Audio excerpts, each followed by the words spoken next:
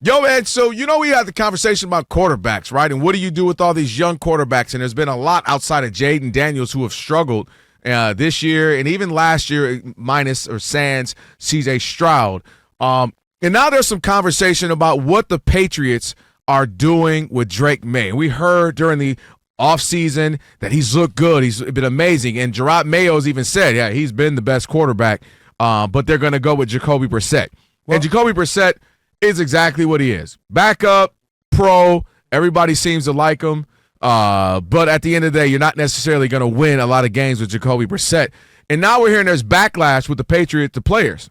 They're saying, hey, man, we know who the best quarterback is and best to give us a chance to win. We want him in the game. And Rob G., you have more details about one of them, which is very weird, right, because he writes for Patriots.com. Yeah. And he's one of their people, and he kind of got caught slipping. He slipped big. I don't even know how he got on the website because, that's usually the candy store. There's nothing bad on the team website. If you work for the team, you better not put anything out there that's going to get people's panties in a bunch. Well, they're in a bunch. But this happened. Wedgies galore. That's right. Evan Lazar, who works for Patriots.com, he's a reporter there. He also hosts their podcast that they put out on their website about the team, covering the team. What is it called, Trader? It's called Patriots Catch 22. Jeez Louise. I'm what sorry. You said, Benedict Arnold? Right, BenedictArnold.com. But in any event, normally these things are very rose-colored glasses when you're talking about the team. You know that, Rob G. How many times you been on Raiders.com? Never. I mean, come on. If you're a real fan, I'm not talking about casual. You're not going there for any information.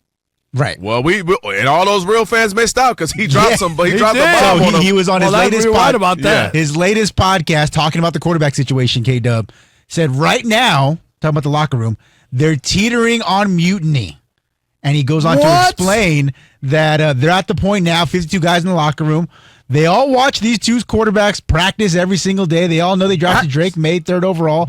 At what point in time do some of these guys say to themselves, why am I going out there getting my butt kicked every single Sunday and Drake can't play? Why am I out there with the quarterback who can't give me the football when we had the Ferrari back in the garage? Now, that got picked up by a couple outlets. So much so that Patriots.com scrubbed the audio from their podcast, and Mr. Lazar went on another radio show later in the day. He said, I kind of went overstepped my bounds, backtracked the whole thing, and, the rest of the day is history. Because they got to him. They called him to the principal's office and said, you're going to go on the radio and say that there's no mutiny going on, and we're going to take it down, because if it wasn't the end of the world, it would still be up. They took it down because they didn't want anybody to get onto that. That's shocking to me that it made it on their web team website. I think you know what happened, right? Somebody was asleep. Not only that, I think he got in his podcast bag where you just start, talking and letting stuff go and saying stuff, and he got in his podcast, like the more general podcast. He, just having a conversation. He forgot where he was working. Bro, you work for us.com, okay? Yeah, us. You work for us.com. Guess who pays you? Yeah, us. Yeah, you see that check say Robert Kraft up in there. Don't be talking recklessly. However, I will say I like what the Patriots are doing. I like what Drake Maye is doing. I like that they're like, look, we have a game plan. Ultimately, we'll see if it works. Ultimately, see if it has success. But the game plan is, Drake Maye, we like what you're doing. Shoot, I even said it. You have been the best quarterback from what we've seen in the offseason and all of that, and you got the room. People are loving you. But we don't have to throw you out. We're not built great right now. We don't have the team that we want. We're going to get better, have some acquisitions, let some of the young draft picks develop, continue to find our identity, and let you grow. We don't have to throw you in the wild, throw you into the fire, get you beat up, banged up, hurt, lose your confidence, struggle. What's wrong with that? This place has a winning formula. I think Mayo has Robert Kraft's, blessing. We're not going to fire you if you have a rough season right off the bat. We believe in you. We trust in you. Let's give this system a go. Let's give it a try. Let's build his confidence up. And maybe he comes in week 8, week 9. But we don't have to throw him out there just to get beat up like everybody else is doing. To me, I like what they're doing. I like that they have a game plan. I like that they're sticking with it without the outside noise, even inside noise of other players kind of smickering and smirking. Well, okay, why is he playing? Hey, this is the system. Trust what we're doing. We're going to build some here. Let this kid develop. Let him watch. Let him learn from Jacoby. Let him learn good. Let him learn bad. And then we'll get him out there when we're ready. We don't have to throw him out to get beat up, to get hurt, and then y'all looking at him like he's Bryce Young. But wait a minute. CJ Stroud got thrown out there. He get beat up? He looked good. All right, then. And there's the point. If the kid can play The way you learn how to play is by actually playing. If he can play, now don't get if you're telling me he can't play, that's something else. But there's no one way of doing it. Everybody's different. Aaron Rodgers sat for 3 years. You know why? Because they had a Hall of Fame quarterback who was still playing at a high level. So Aaron Rodgers, Love in Green Bay sat for 3 years too. Guess what? They had a Hall of Fame quarterback. Now, you ain't replacing a Hall of Fame quarterback, and that's a luxury if you have it. Yeah, but you can keep going, though. Alex Smith and then Patrick Mahomes sat behind him. There's but he only sat. He played the last game of the season. But that's why I said you get him in there at some point if you want, but I don't have to rush him out there. But I don't think there's only all one these way. young guys. I agree with that. And this is not fair to the other guys on the team, because they're going to be held to a different standard. Hey, the team was bad. We're going to get rid of this guy, get rid of that guy. We lost all these games. We get rid of those guys. Want to play and have a chance to win and stick around. It affects their career too. Now you're on a team that's 2-15. What are they going to do next year? Get rid of the secondary. We had if they're 15-2 and this young quarterback who they watch in practice and they think can play now can help you win and be better, you got a better chance of sticking around. That's why the guy talked about a mutiny in the locker room. You don't want to be on a 2-15 team.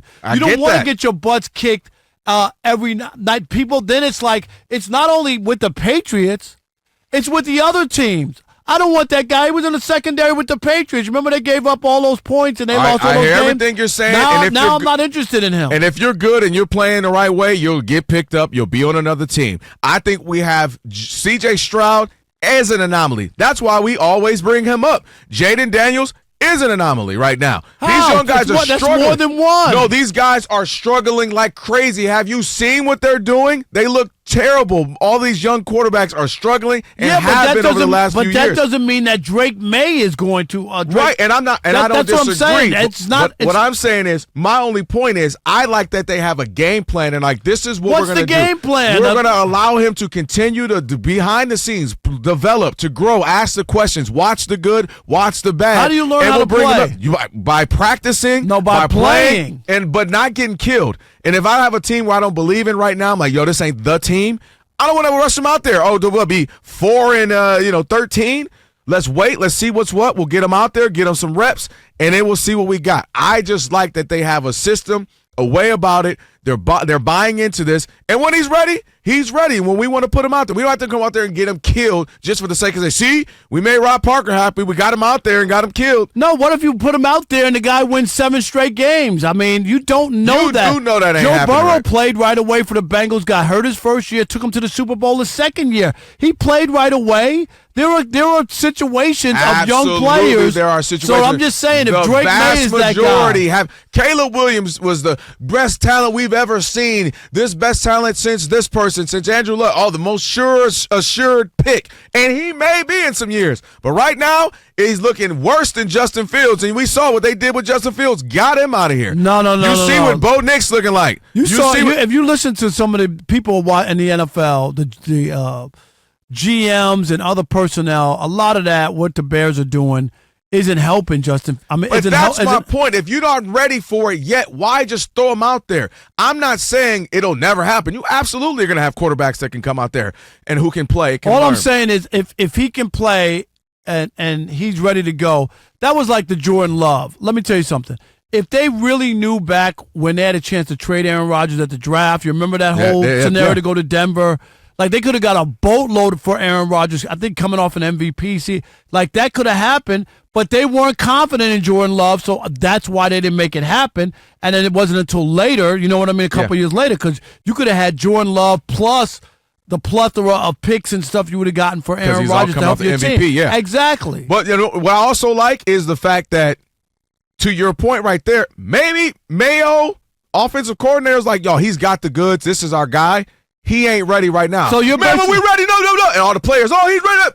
I hear y'all. We've decided, offensive coordinators, head coach, quarterback coach, he ain't ready yet. Not saying he ain't good, and y'all see that he's going to be good. He's not ready yet for that. And that's all I'm saying. And also it goes up to Robert Kraft to like, yo, man, Mayo, you cool. You don't have to worry. Oh, what am I going to do? I got to start freaking. I got to start panicking. Man, you good. We didn't hire you for one half of a season, then we're going to decide to fire you because you didn't have a great team when our team doesn't even look great, period. I like that. To me, that shows trust within the system and trust within the organization of like, man, we're building something here. We're trying to build it up again so we can have a 10-year run, not a year or two run. I think it's ridiculous that the New England Patriots with Kraft at the helm is holding DeMayo. You know what I'm saying? Rob G, what are you shaking Man, your we head had for? such a great segment, Rob G. We had such a great segment. And then you mayoed me. Yes. Man, you know what? And more like Ayo. Like Ayo. That's what it should have been. Ayo. Don't do that, Rob. Ayo. Kraft, May. Yeah, we got it. Did you want to throw a mac and cheese joke up in there too? Kraft mac and cheese? You have no idea you're working next to somebody who could be a comedian if I wasn't. A hard could.